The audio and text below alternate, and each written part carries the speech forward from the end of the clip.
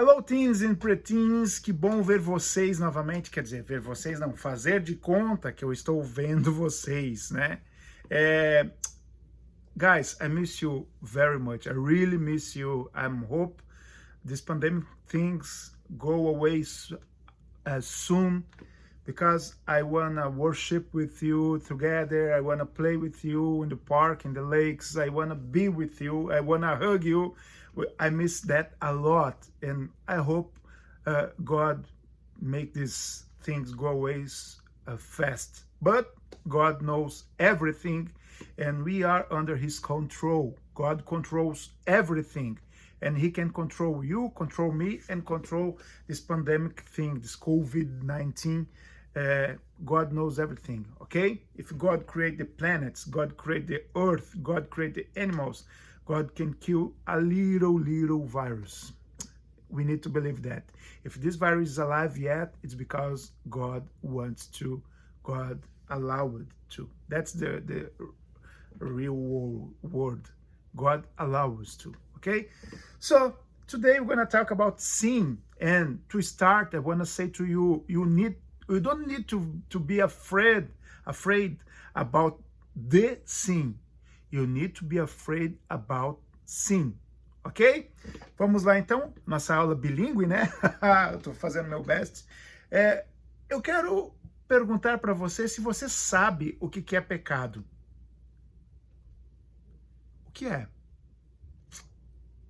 Você sabe o que é pecado?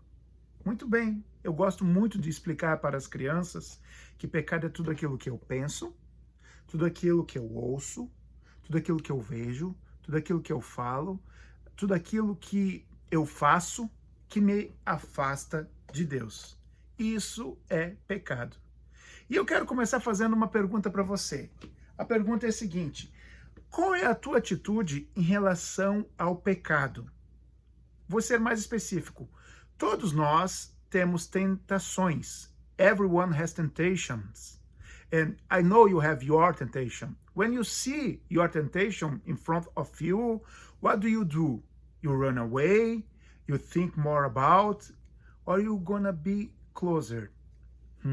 Muita gente pensa, eu vou ver qual é o limite. Eu vou andar um pouquinho mais perto porque eu sei até onde eu posso ir. Isso é um erro terrível. Então, eu sei qual é a minha tentação, quais são as minhas inclinações para o pecado. E todos nós temos, todas as pessoas têm. Pensa na pessoa mais santa, mais abençoada que você conhece. Essa pessoa é tentada também, tem tentações também. Pode não ser a mesma tentação que você, mas tem tentações também. A diferença que faz entre uma pessoa pecar ou não é como ela lida com o pecado. Como eu falei antes, você não precisa ter medo do pecado. Você precisa ter medo de pecar, porque o pecado já foi vencido na cruz. Agora, a decisão de pecar sempre vai ser nossa no final. Muito bem, eu estou falando isso, então o que você faria se você, ou o que você faz quando você está frente a frente com as tentações que te rodeiam? Qual é a tua atitude?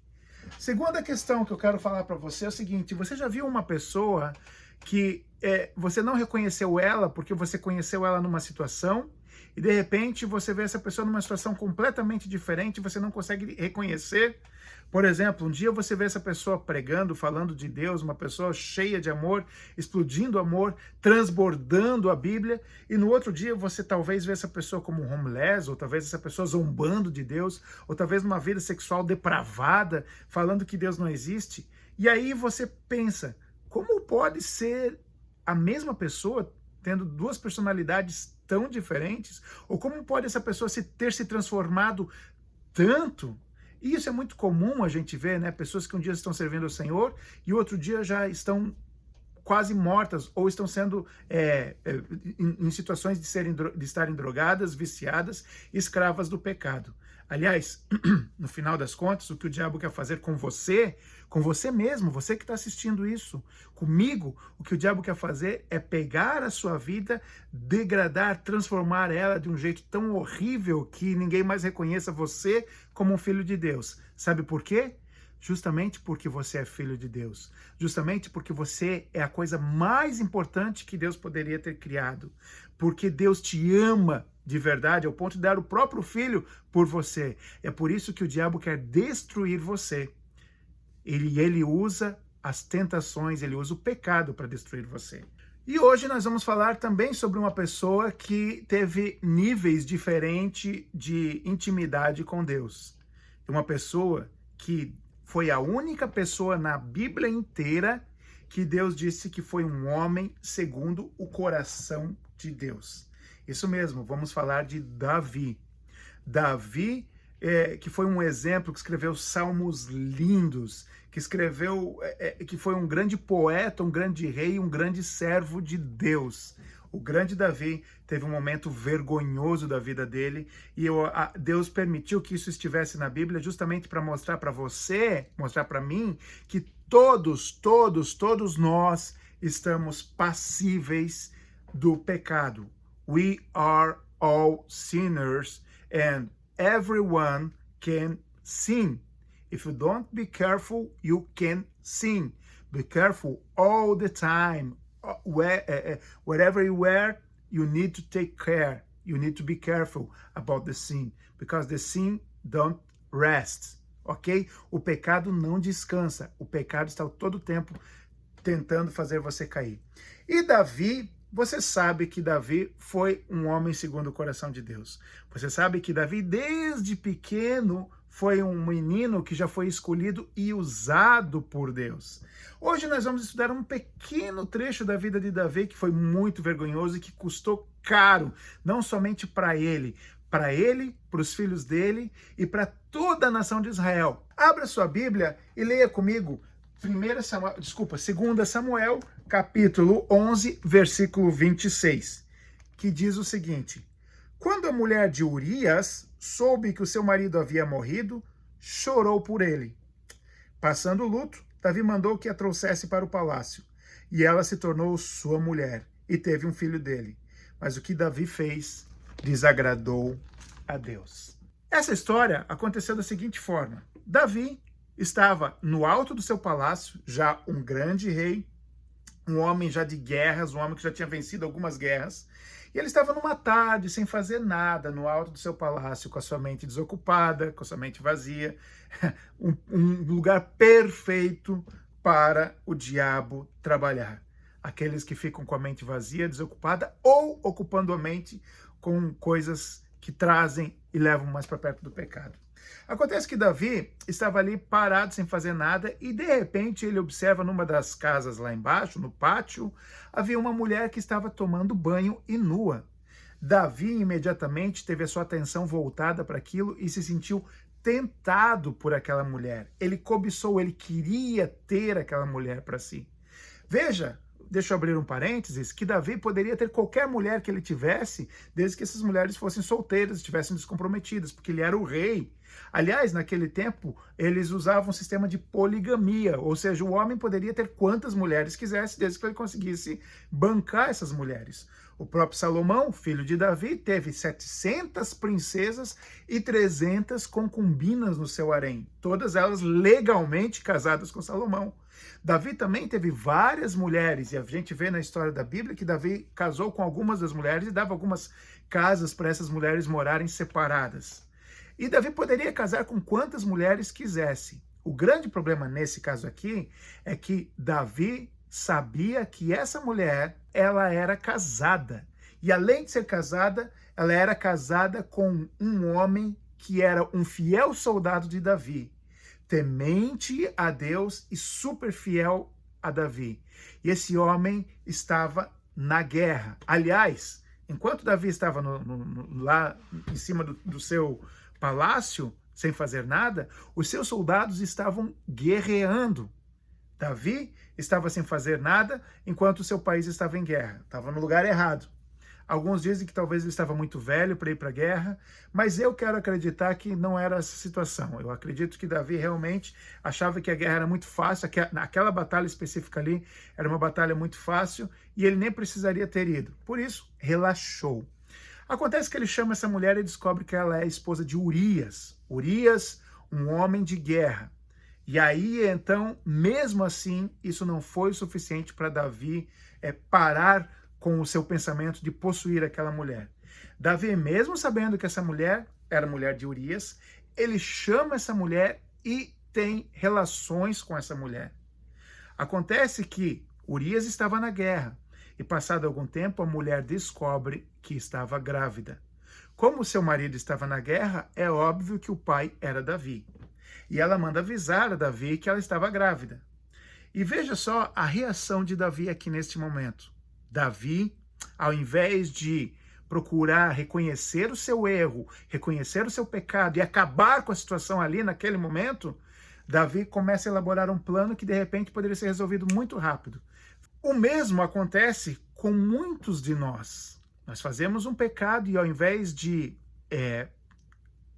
confessarmos esse pecado, nós vamos tentando remediar, o que vai deixando cada vez pior a situação. Cada vez vai piorando mais. Davi manda chamar então o marido da esposa, Urias, e ele tem um plano, óbvio, chama Urias e tenta insistir para que Urias tenha um tempo com a sua esposa. Vai para casa, ele diz para Urias, Urias, vai essa noite para casa, descansa um pouco, você está muito tempo na guerra, vai lá, descansa, você merece, você é um soldado fiel, você merece. Acontece que Urias sai do palácio do rei e ao invés de ir para casa, ele vai para o quartel-general, onde ficam os guardas, e não vai para casa. Passa a noite ali. No outro dia, Davi manda chamar Urias e fala, Urias, você não foi para casa, Urias? Você podia descansar? E Urias disse, como que eu vou poder ir para casa quando os meus amigos, os meus irmãos estão na guerra, estão guerreando? Quando a arca do Senhor está lá descansando em tendas, eu deveria estar lutando na guerra também? Não, eu não tenho condições de ir. E Davi disse, vem aqui, Urias, vamos jantar juntos, vamos comer juntos. E Davi tentou embriagar Urias. E Davi embriagou Urias e pediu para que ele voltasse para casa. Ora, o plano de Davi é que Urias indo para casa, estando tanto tempo longe da esposa, Urias tivesse relações com ela e posteriormente, então, dizer que o filho era dele. Acontece que Urias se recusou mais uma vez. E com isso, Davi manda Urias levar uma carta para o seu superior de guerra, Joabe. Essa carta mandava que Joabe colocasse Urias à frente da batalha, de forma que, de uma maneira inevitável, ele morresse. E foi isso que aconteceu. No meio da batalha, como ele estava na frente, era morte na certa. E por ser fiel, ele acabou morrendo nas mãos dos soldados inimigos. O que acontece é que Davi pensou, ok, meu plano deu certo. Mandou chamar a mulher, que era Batseba, e se casou com ela. Mas o versículo 26 termina dizendo assim, o que Davi fez não agradou ao Senhor. Passado algum tempo, Deus manda o profeta Natã conversar com Davi, e Natã conta para Davi tudo o que ele fez de uma maneira diferente, através de um enigma. Leia ele na Bíblia, está na continuação desse capítulo. E Davi reconhece o seu erro. Bem, essa história nos ensina muitas coisas, principalmente como lidar com o pecado e como o pecado acontece. Você viu que aqui o pecado não veio de repente, assim, pá, o pecado apareceu e Davi disse não. Você viu que Davi primeiro deu lugar para o pecado acontecer. Davi estava no lugar errado, na hora errada. Veja, Davi deveria estar no campo de batalha, mas estava ali à toa. Gente, nós devemos escolher o nosso campo de batalha. Nós não podemos, é muito mais fácil vencermos o inimigo quando nós estivermos num ambiente em que o pecado fica desconfortável de entrar, do que num lugar onde o pecado acontece abertamente. As festinhas, os amigos que não são cristãos, as rodas de conversas dos escarnecedores, que a Bíblia chama, esses lugares é muito mais fácil de acontecer o pecado. Você precisa escolher o seu campo de batalha. A batalha começa acontecendo primeiramente na nossa mente. Primeiramente através daquilo que nós vemos. A nossa batalha acontece de forma sutil, é muito difícil vencer o pecado. Mas é mais difícil ainda vencer o pecado quando você está no campo de atuação do pecado.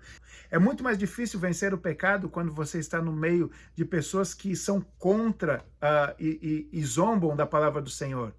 Esses são lugares, são campos de batalha que você precisa escolher muito cuidadosamente quando que você precisa entrar nesses lugares. Eu não estou dizendo que você não pode ter contato com pessoas que não são cristãs. Pelo contrário, você deve ser sal e levar Jesus para essas pessoas. Mas existem locais em que não é aconselhável, não é prudente você estar. E você, adolescente, pré-adolescente, é muito inteligente e sabe do que eu estou falando. Você, adolescente, pré-adolescente, se pedir para que o Espírito Santo te guie aonde quer que você for, ele vai fazer você se sentir incomodado nos lugares aonde ele não quer que você coloque os pés.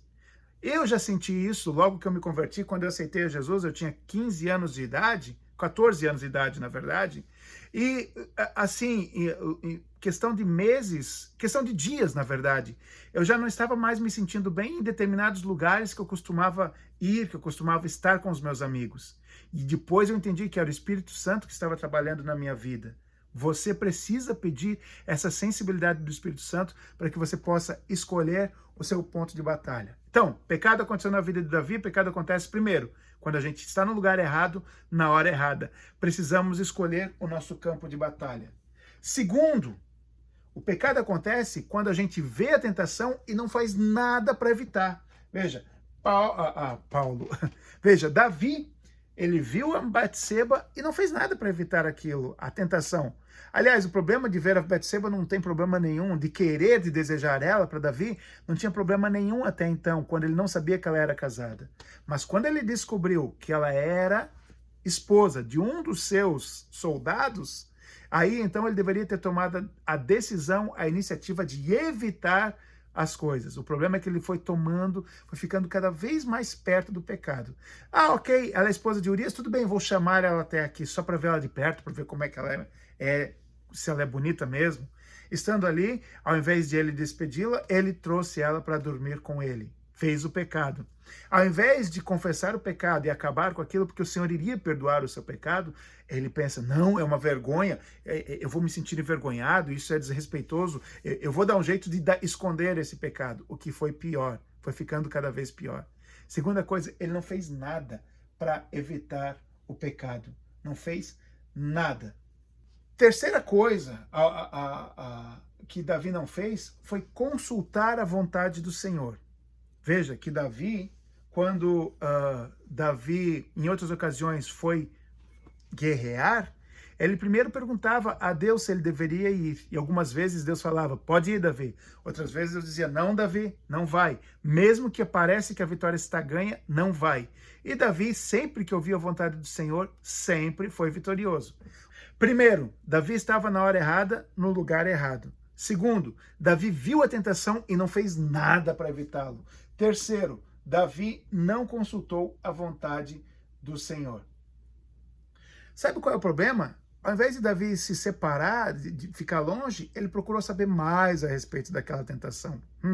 Isso foi muito perigoso. Ele estava brincando com o limite. A maioria dos pecados acontecem assim, meus queridos.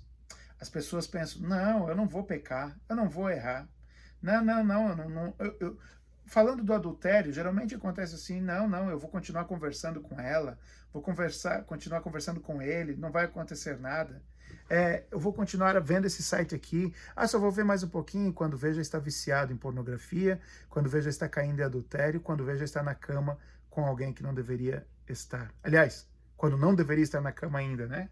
No final das contas, quem toma a decisão de pecar ou não é você. Por mais justificativas que você tenha para pecar, quem decidiu pecar foi você.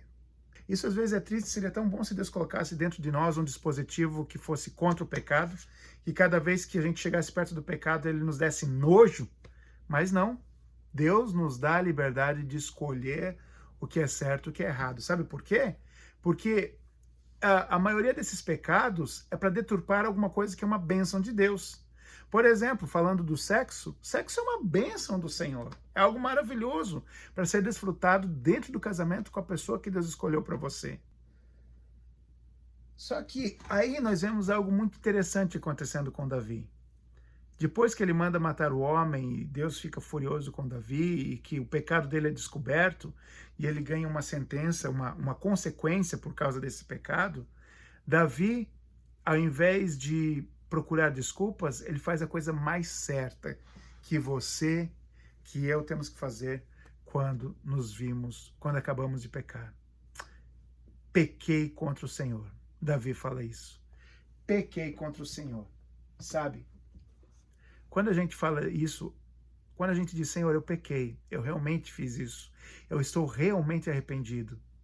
Para quem já fez isso, sabe o quanto que é um alívio, o quanto nós podemos respirar depois, tranquilamente, porque nós tiramos aquele peso, aquele fardo que estava nas nossas costas e colocamos diante do Senhor. E Ele tira esse peso do pecado das nossas vidas. E Ele nos mostra o seu amor. Isso não significa que as consequências daquilo que nós fizemos vão deixar de acontecer. No entanto, a culpa que nós sentimos por aquilo que nós fizemos deixa de existir. Nós paramos de nos sentir culpados, porque Jesus levou a nossa culpa. Que lindo isso, né? Então, queridos, dá uma olhada no que o salmista escreveu no Salmo 51. Ele fala o seguinte: tem misericórdia de mim, ó Deus, por teu amor, por tua grande compaixão. Apaga as minhas transgressões, leva-me toda a minha culpa e purifica-me do meu pecado. Pois eu mesmo reconheço as minhas transgressões e o meu pecado sempre me persegue. Contra ti, só contra ti pequei e fiz o que tu reprovas, de modo que justa é a tua sentença e tens razão em condenar-me. E no versículo 10 do capítulo do Salmo 51, ele fala: cria em mim um coração puro, ó Deus. E essa oração que eu faço para você. Cria em mim um coração puro e renova-me em mim, dentro de mim, um espírito estável. Não me expulses da sua presença, nem tires de mim o teu Espírito Santo. Devolva-me a alegria da tua salvação e sustenta-me com espírito pronto a obedecer. Não precisa mais nada. Essa é a oração do pecador que se arrepende. Se você pecou, bom, primeiro lugar, passos para não pecar. Primeiro, procure manter-se ocupado e estar no lugar certo na hora certa. Segundo, evite a tentação, fuja da tentação. Terceiro, consulte ao Senhor sobre tudo aquilo que você vai fazer. E quarto, a Bíblia fala, resistir ao diabo e ele vai fugir de você. Resista. Se você fizer isso tudo, o diabo vai fugir de você, ok? E se por um acaso você pecou, não esqueça que você pecou, você é filho de Deus, mas nós temos Jesus que trabalha como um advogado diante de Deus. E ele está pronto para te perdoar, pronto para conceder perdão a todos que o buscam. Não peque, mas se pecar, lembre-se que você tem um advogado diante do Pai. Pense nisso.